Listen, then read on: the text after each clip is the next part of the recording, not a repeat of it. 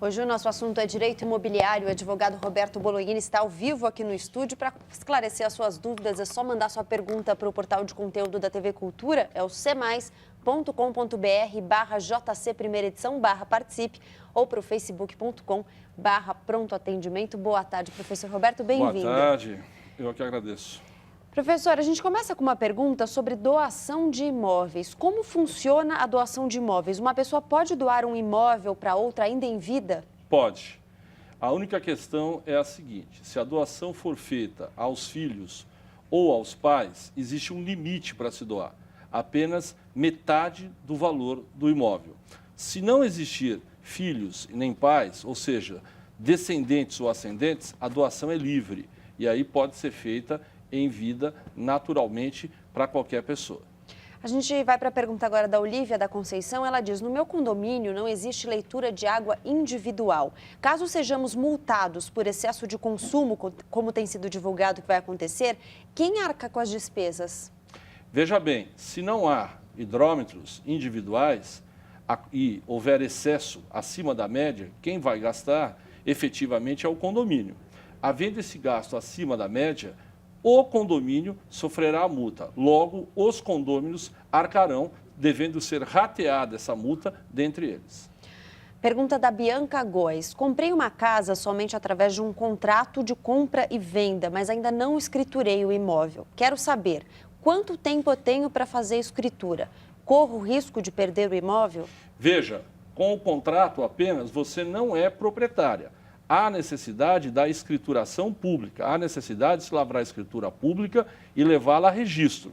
Você, como compromissária compradora com esse contrato, você só tem a posse do imóvel. Não existe um prazo para que você lavre a escritura, mas faça o mais rápido possível para que você tenha a garantia da propriedade.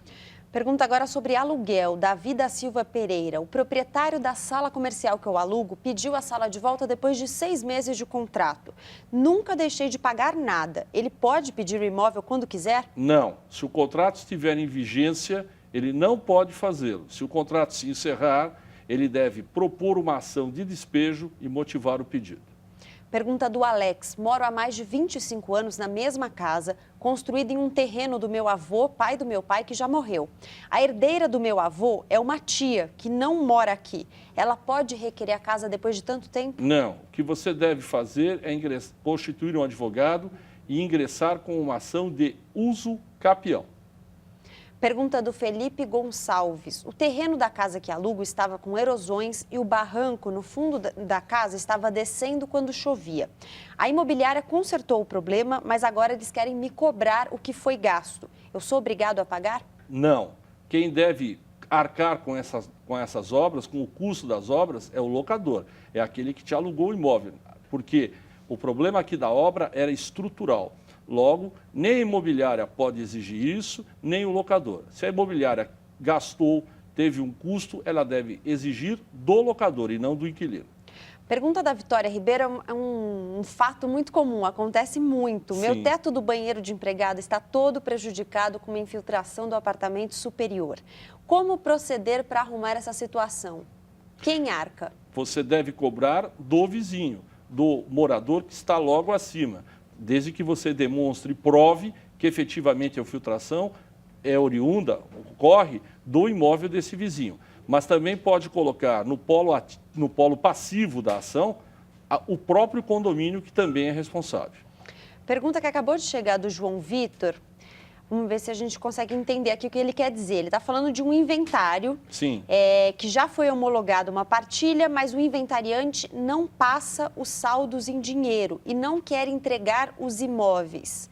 Qual o procedimento mais correto a fazer para que termine esse inventário? Em relação ao dinheiro, tem que ingressar com o alvará, exigindo o depósito desses valores monetários. Em relação ao imóvel, que já foi partilhado, se tiver, pelo que eu estou entendendo, um herdeiro apenas exercendo a posse, os demais podem ingressar com pedido de reintegração na posse. É sempre através da justiça? Sempre através da justiça. Obviamente, a via do entendimento, do acordo, a via amigável é sempre possível, mas pelo visto não há essa possibilidade. Então a justiça é a única alternativa. Tem uma pergunta aqui sobre um condomínio que tem um problema no hall dos apartamentos. É o hall de um andar. Quem arca com as consequências? Todo o condomínio ou só os moradores daquele andar? Todo o condomínio, porque embora seja num andar, é uma área comum, é um espaço comum que todos os condôminos podem usufruir. Logo, se houver alguma despesa, todos devem arcar com ela. Doutor Roberto, muito obrigada mais uma vez pela sua presença. Bom fim de semana. Muito obrigado, um abraço a você e a todos que nos assistem.